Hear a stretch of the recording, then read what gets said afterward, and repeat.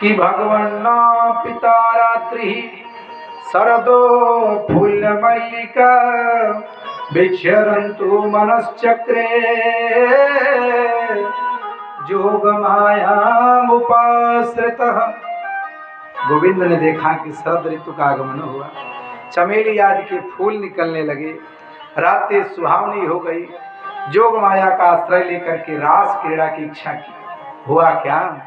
अरे डोलती त्रिविध पवन सुखदाई लखित प्रमोदित है जदुराई। तिरवंगे ने बैनु बजाई सुन गोपिया तुर उठी धाई। जैसे ही बंसी में फूंक लगाई, सारी गोपिकाएं अपने काम काज को छोड़ करके और भगवान के पास चली आई। लहंगा पहिरियो शीश पे दई चुनरी पान पतियन रोके ना रुकी छोड़ चली घरवा। सब कुछ छोड़ करके भगवान के पास चली आती है। बाबा देखे तो कहे, रे क्या करने चली आई हो? बोली, हमने सब कुछ छोड़ दिया कन्हैया, अब तुम्हारे लिए सब कुछ छोड़ दिया। बाबा कहते हैं चली जाओ। बाबा, सारी गोपियां कहती अब किसके पास जाएंगे? अरे पितु मातु सहायक स्वामी सखा तुम ही एक नाथ हमारे हो, जिनके कछु और आधार नहीं, तिनके तुम ही रखवाले हो। जिसका कोई आश्रय नहीं, हे कन्हैया तुम उसके रखवाले हो। तुम्हारे आश्रय पर हम यहाँ आई हैं, हमें अपना लो। बाबा कहे ठीक है। इसी में गोपी को अभिमान भी होता है, उसका मर्दन करते हैं।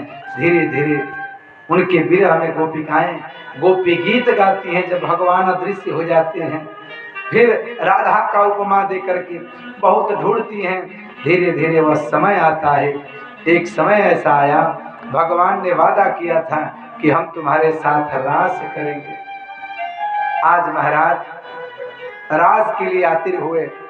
इसमें सारी गोपिकाएं एक साथ महारास में सम्मिलित होती हैं, लेकिन केवल एक कन्हैया है जो पुरुष के रूप में।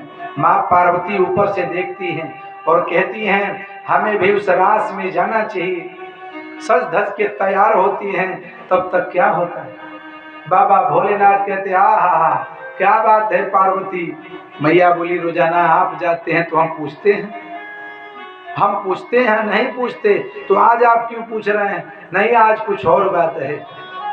फिर मैया बताती हैं कि आज ब्रज में महारास हो रहा है, सारी गोपिकाओं के साथ भगवान महारास में सम्मिलित होंगे, हम भी जा रहे हैं। बोले बाबा तो एक काम करो, हमें भी उड़ा पहना दो। बाबा से कहती है मैया, अरे उस रास में भगवान के अलावा कोई और नहीं है। बाबा बोले तो एक काम करो, उसमें अनुमति नारी का है। बोली हाँ, अब तो हमें भी नारी बना दो। भोलेनाथ कहे हम भी चलेंगे, चाहे कपड़ा जैसा भी पहनाना हो पहना दो, लेकिन हम भी चलेंगे। आज मैया विवश होकर के क्या करती हैं?